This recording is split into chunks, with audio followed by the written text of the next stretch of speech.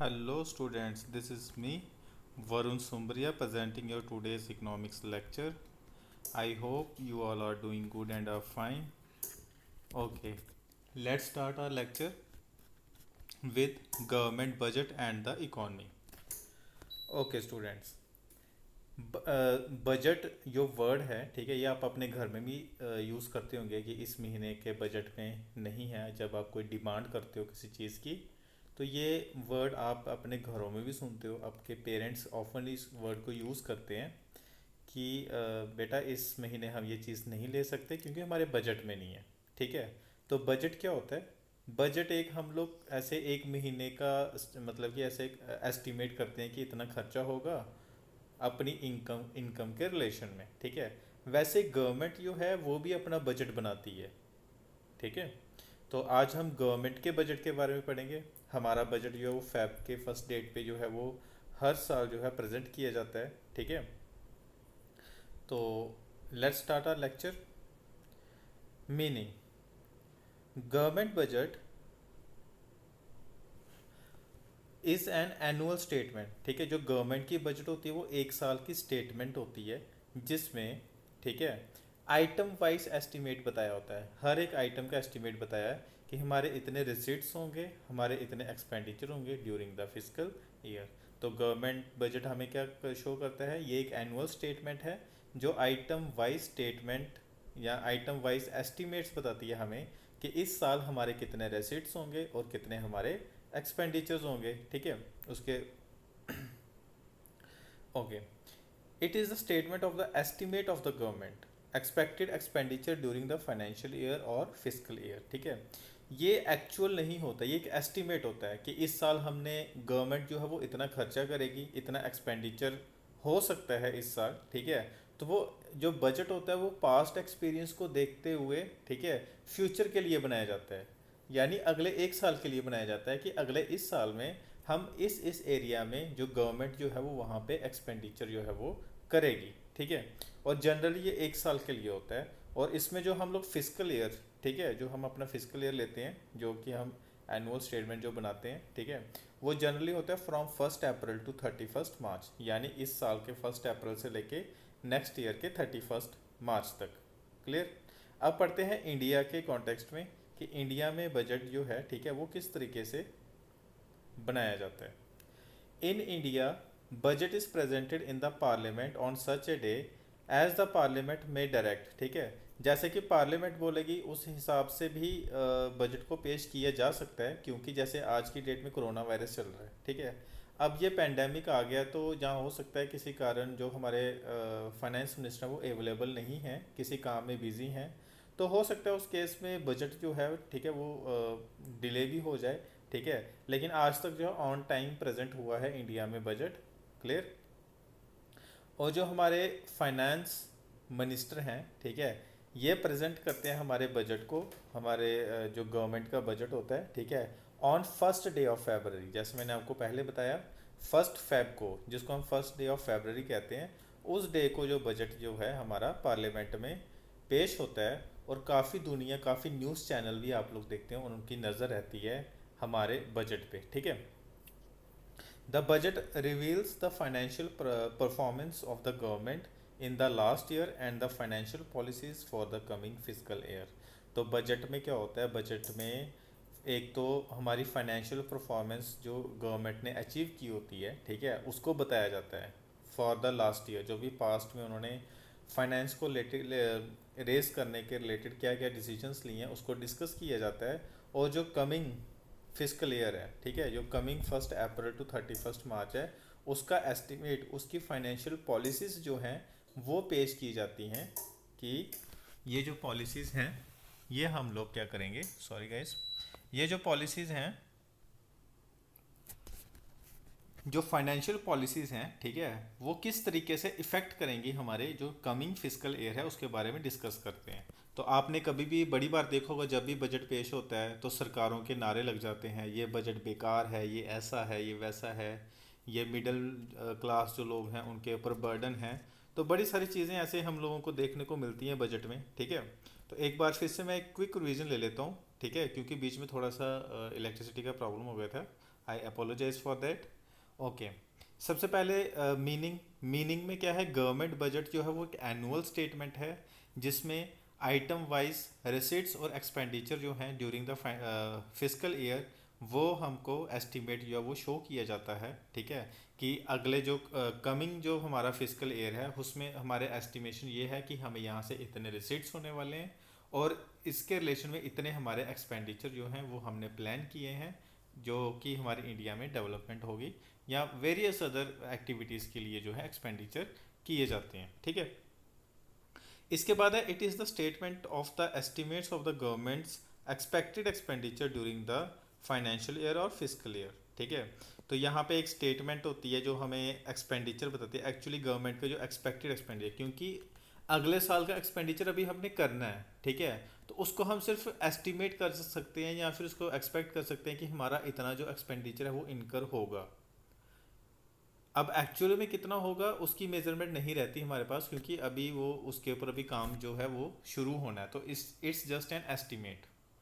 तो fiscal year is taken from 1 April to 31 March. Okay, ये तो आपको पता है अकाउंटिंग ईयर भी हमारा यही रहता है। तो इसीलिए जो हमारा फिस्कल ईयर है उसमें जो हमारी जो डेट्स रहती हैं, जो हमारा ईयर जो है, ठीक है, वो स्टार्ट होता है फ्रॉम द 1 अप्रैल टू 31 मार्च। और जो हमारा जो बजट है, ठीक है, ये प्रेसिडेंट के कहने पे ये कभी भी प्रेजेंट किया जा सकता है पार्लियामेंट में, लेकिन जनरली जो इंडिया में ठीक है, इंडिया में जो फाइनेंस मिनिस्टर है वो पार्लियामेंट में हमारा एनुअल बजट जो है वो पेश करते हैं 1 Feb, ठीक है। 1 Feb, इसको अंडरलाइन करना 1 Feb को, क्योंकि ये इंपॉर्टेंट डेट है और ये अक्सर एग्ज़ाम्स में जो है वो पूछी जाती है। The budget reveals the financial performance of the government in the last year. तो बजट में क्या चीज़ें हमें शो की जाती हैं कि जो पास्ट ईयर में गवर्नमेंट ने क्या फाइनेंशियल परफॉर्मेंस रही है, गवर्नमेंट की क्या अचीव किया उन्होंने इस सेक्टर में, ठीक है। और उनकी क्या फाइनेंशियल पॉलिसीज़ रहेंगी आगे जो हमारा फिस्कल ईयर आने वाला है उसके लिए उनकी क्या फाइनेंशियल पॉलिसीज़ रहेंगी, इसके बारे में बजट में जो है वो डिस्कस किया जाता है। इसके बाद हमारा नेक्स्ट टॉपिक है that is objectives of government budget. Okay, government के जो बजट का जो बनाती है हर साल इतना खर्चा किया जाता है गवर्नमेंट बजट बनाने के लिए, तो इसका ऑब्जेक्टिव्स क्या हैं, ठीक है। सबसे पहला है री allocation of resources, very important, ठीक है, क्योंकि इसमें री एलोकेशन में क्या होता है, प्रॉफिट मैक्सिमाइजेशन, सोशल वेलफेयर, ठीक है, दोनों को प्रायोरिटी दी जाती है। किस तरीके से, through the budgetary policy government aims to reallocate resources in accordance with the economic and social welfare priority of the country.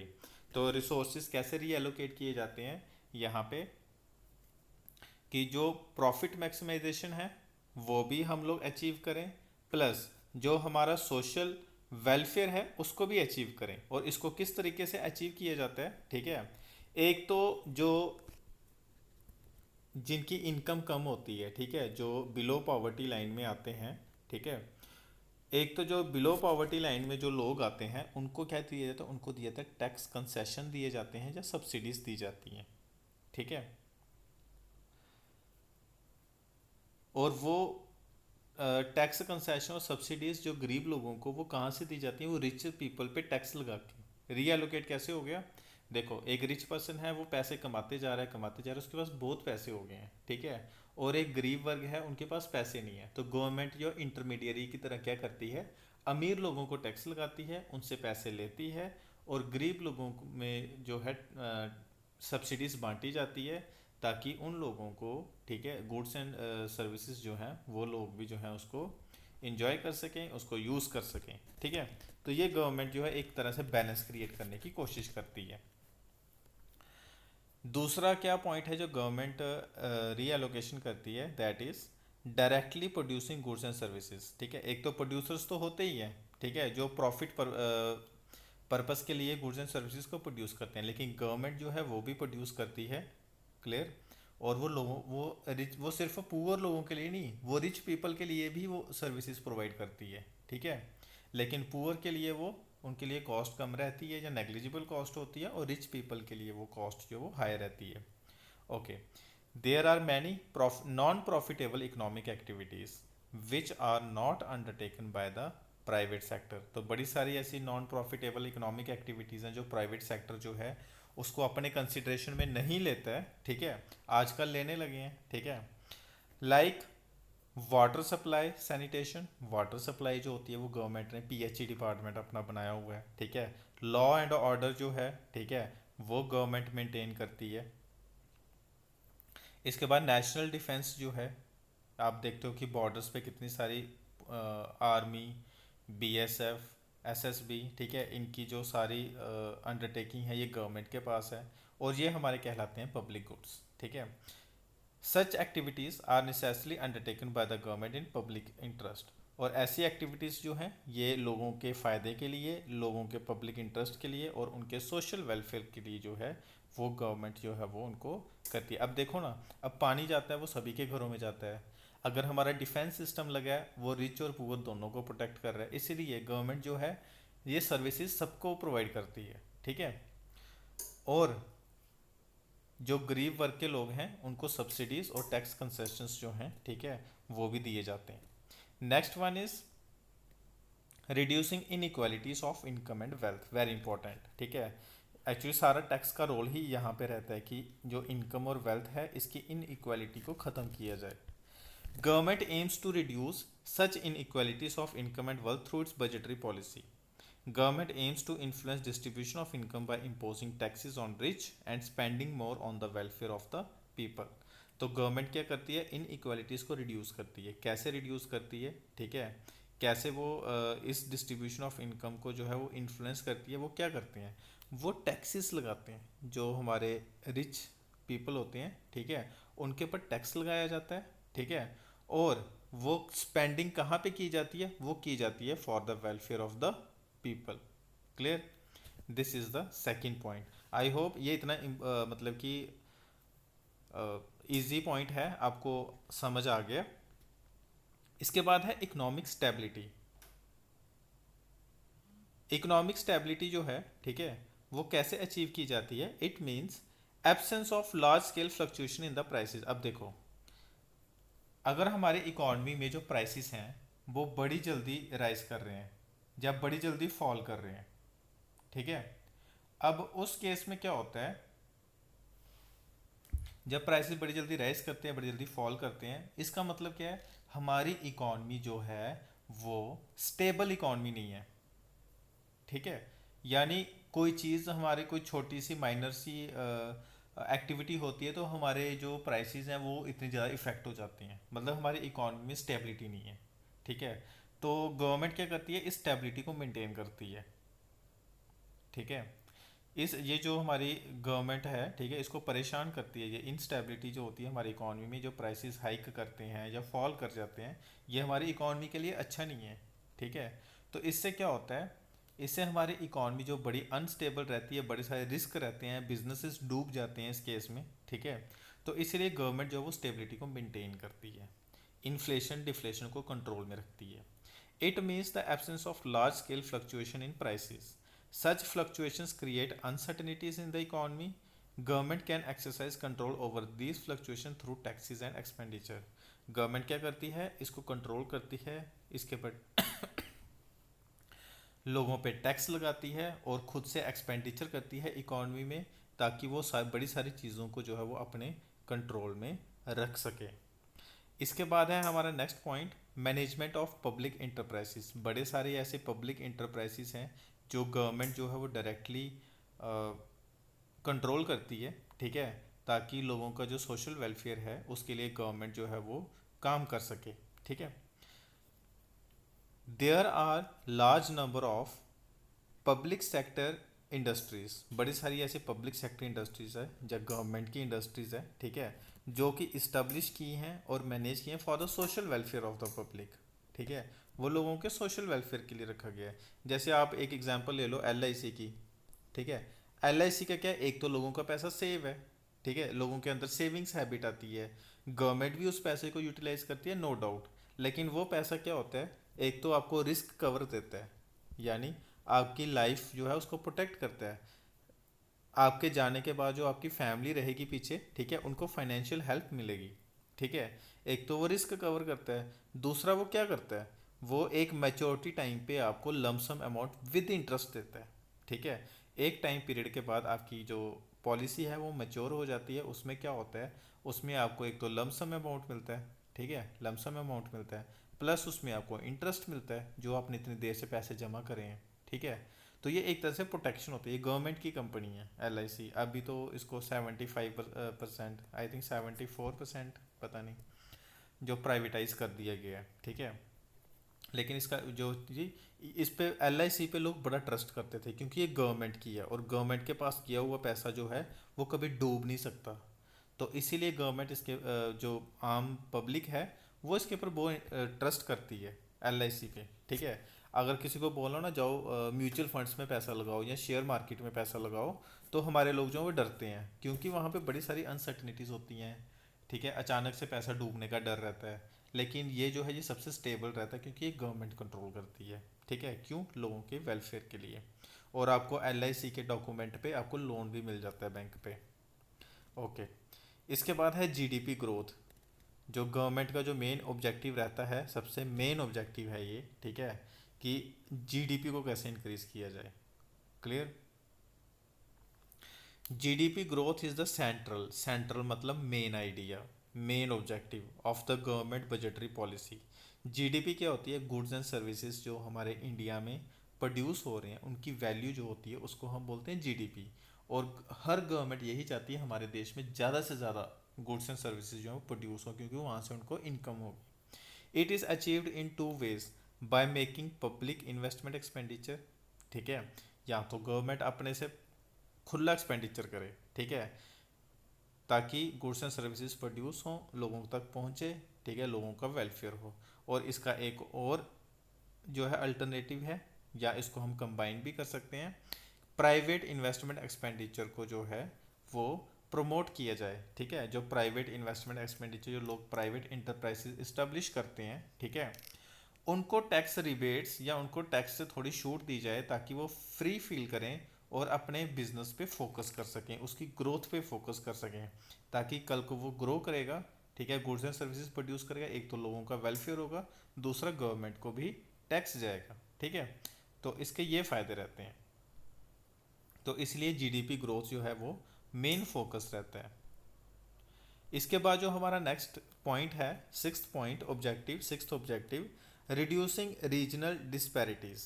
देखो रीजन के बेस पे भी बड़े सारे ठीक है जो हैं यहाँ पे डिफरेंसेस क्रिएट हो जाते हैं, आपको खुद पता है। ठीक है।